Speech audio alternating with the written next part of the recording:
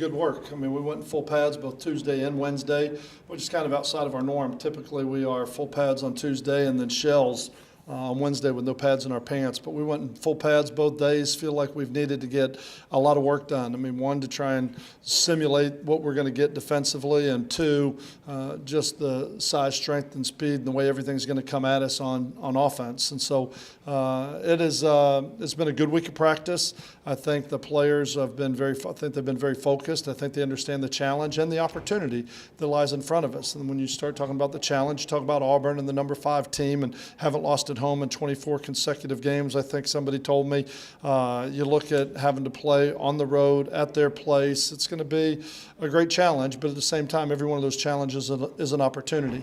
And what I'm most concerned about, what I'm most focused on right now, is making sure we do the best job we can as a football team and as coaches in preparing our team for this environment, preparing them for what they're going to see, and making sure that we are focused on doing our job and what we got to get done and protecting the football and following the plan and doing some of the things that it's going to take to win. Because I look at it as a great opportunity, but it's also an opportunity for us to get back out on the field and get a great evaluation of where our players are and some of the decisions that they're going to make when it's full speed, when it's live, when it's a huge crowd, when the television lights are on and the crowd is full. So it'll be a great experience for us as a football team. The trenches will be where this game is probably won and lost. And how do you like your depth at offensive line? I know you're rolling probably 9 guys through, and then how do you feel about your depth at defensive line? Well, one of the questions asked of us early in the season when we were rolling 8 guys and we were playing a lot of offensive linemen is, why are you playing so many people? And it's like, because it's a long season and you never know what's going to happen, and you never know how players are going to develop, evolve. Somebody gets sick, somebody loses some weight, somebody gets injured, et cetera. And so we have been still rolling these guys. Do I feel that we're ready to line up and take on the challenge? Whether we're ready or not, I mean, the work's done, the hay's in the barn, so to speak, with the 2 work days that we've had, but we're doing everything we can to give our guys physically and mentally a chance to go compete in this game. And what about defensive line? How did you feel there? I wish we had Dora. You know what I mean? I wish we had Dora. I like the way Taylor played. I like the way Brown's playing. Obviously Houston Bates has been playing well for us, but I wish we had Dora. Obviously he was a starter for a reason, and you hate to go into a game like this without one of your best rush ends to help put a point on it or an edge on the defense. But we can't control that, so we have to go play with what we have, and we've played a lot of people. I mean, we have played probably 6 defensive linemen in every single football game and rolled a lot of guys and tried to keep fresh bodies in there and making sure that we have as many players as we can that we can play and roll with the tempo that we're going to see. But all the first 4 games is preparation for what we're doing in this one, and this one will be preparation for what we're doing in the next one. So I think they're big, they're athletic. It's the best defensive line I've seen in a long time. I said that before. Going along with the way that they play, the style that they play and the talent that they have. And same thing with their offensive line. They're big, they're physical, and then they've got all the window dressing and, kind of whipped cream and cherry with all the dressings on top with what they do in the backfield. So just as Coach Diaz said, just because you do your job, just because you're where you're supposed to be, it doesn't mean you make the play. I mean, you still are going to be challenged to tackle some phenomenal athletes in some one-on-one situations. When do you expect Dora back? I don't know. I mean, we're hoping for the open date. Obviously that's been a target zone for us, but we're 2 weeks in and still 2 weeks away from that, so we won't know for a little bit. But that's what we're hoping for. You talk about the physicality of the Auburn defensive line. Sean and I were talking at practice that the numbers of sacks don't necessarily show that, but right. Is that surprising that their sack numbers aren't bigger than what they are? No, because everybody that watches on film, there's very few people. I mean, you watch Arkansas. Arkansas didn't drop back pass protect against them. Very few people have said, okay, we're just going to drop back here and stand in the pocket and read the scissors route 20 yards downfield and throw the ball down the field. They have not been tested very much in the secondary because of that, because of the pressure that they put. And we watched the third down tape the other day, and I said, shoot, I mean, we might as well practice scramble drill because 80% of them, the quarterback's in the pocket, he's running left or right just trying to get away from the pressure that's coming at him. And so we don't have a lot of games to go on. We only have 3 to go on, and so there have not been a lot of people that have tried to drop back pass, so it's really hard to make that evaluation or to just evaluate them on what their numbers are. How much does this defense with Ellis Johnson look like maybe South Carolina Ellis Johnson's defense? I know they had Clowney, when Clowney was there, and he was a real force coming off the defensive end. And like I said, you play Oklahoma and they have Stryker screaming off the edge, and you always got to know where he is and find somebody to chip him. It's hard to hide two guys inside, and it's hard to say, what are we going to run where we don't have to block the two D tackles?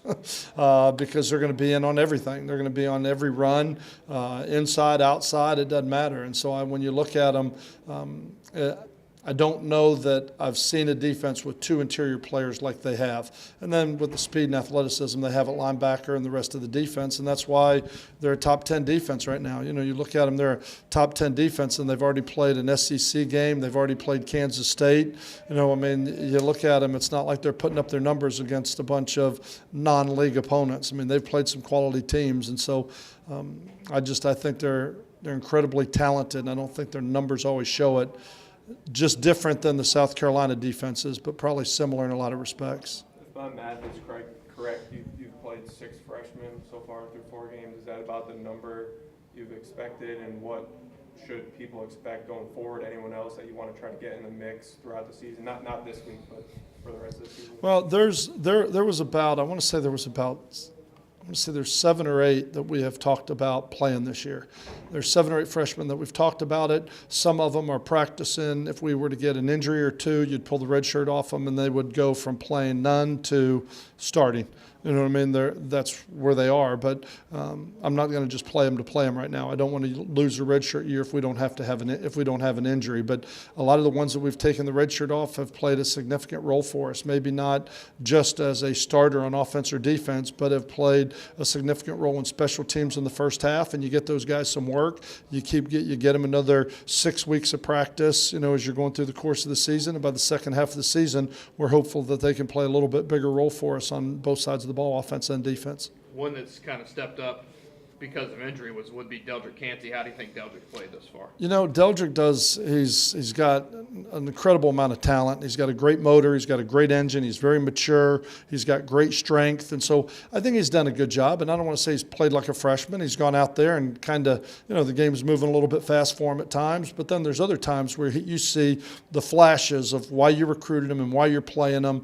And for him to get that experience by the middle of the year, you get Dora back. You got Canty, who's got 6 games under his belt. You got Taylor. All of a sudden, you're starting to feel like you have a little bit of depth at defensive end. So I think he's going to be a really good player, and I think the experience he's gaining right now is going to go a long way in the future.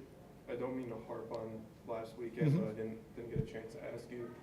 If you can just take me through the final turnover with Cody, what your thought process was. Maybe did you ever think about maybe going something with less risk, a draw, a screen or something? Were you 100% on trying to push the ball down the field with, I think it was 50-some seconds and a timeout or so? Well, 50-some seconds with a timeout. I don't know if you can go any safer than throwing a high-low on the sideline, because if it's not there, you put it in the stands. It's second down. We're good with that. We were all right with that.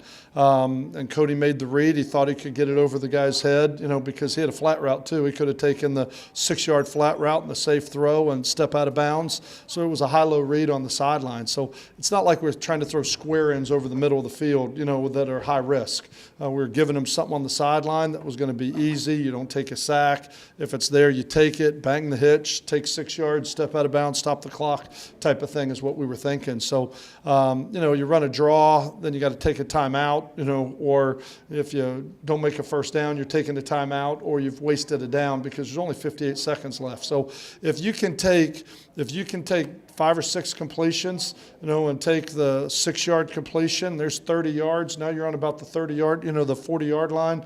Take one more shot, call a timeout is kind of really what we were thinking. We weren't trying to push it down the field necessarily, like we got to score in 3 plays. You know what I mean? I was just trying to manage the clock and give them something safe on the sideline, and he just threw the ball. We made the decision to go over the top. And really, I wouldn't take anything. I'm not trying to take anything away from the interceptions. But when you look at the first 2 interceptions, neither one of them are his fault. He throws the one that goes off a receiver's hands, bounces up in the air, gets picked off. And on the other one, the receiver's coming into his zone, and he stopped and was trying to, kind of get himself open, and Cody led him into the next hole. And and the safety was on the back end of that. So when you look at it, for him to throw the ball as many times as he does, I trust him to protect the ball. I trust him to take care of it. I think he makes really good decisions, and that's why I felt so comfortable with a minute to go. I felt really good that we'd be able to take the ball down the field and go get a field goal out of it.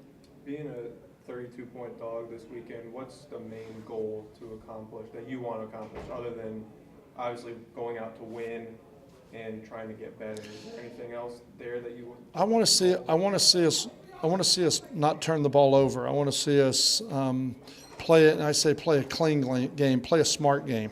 You know what I mean? I want to see us compete. I want to see us throw and catch the ball, eliminate some of the drops, execute on third down, be able to, as we say on both sides of the ball, do your job. See how well we can execute our offense and defense against a top 5 team in the country. That's the biggest thing that I want to see come out of this game, because, as I said, that's the challenge that we have as coaches. And even though we won a couple games early, we still made a lot of these same mistakes that we made Saturday. They just weren't as glaring because we hit the deep ball to Carlos. We didn't get 2 touchdowns called back, and there's 21 points. And all of a sudden you're sitting here saying you scored 48 points. We played really well. Well, we still made all those mistakes, and those are the things that I want to see us making some progress as we're getting ready for conference play. A couple more. Last thing for me. Yep. How close is Sanford to making an impact? And I guess going into this game, it's obvious the history with Nick Marshall. Do you think that there's any, I guess, urgency with him, just seeing how Nick Marshall's kind of reclaimed himself and his status leaving from Georgia, and Sanford's kind of taking a little while to develop, I guess? Yeah, I've never compared the two, you know what I mean, and dug into it that way. Sanford is making some progress. He came off the hip surgery, because that's what he had. When he left Georgia, he did go through major hip surgery that was a 1-year rehab. So I don't know that they've been down the same path, and a lot of his is trying to get back from that. And then he came out, he went through winter, he went through spring, had a really good spring practice for us in the summer, went through the training. A lot of camp has started to wear on him a little bit. It got tight, it got stiff. He's making some strides, and I mean he's getting better, but we still need him to make some progress to be where we need him to be. But I think what set him back, I don't think it's as much an attitude thing if you're trying to compare the two, as much as what he went through when he went to junior college.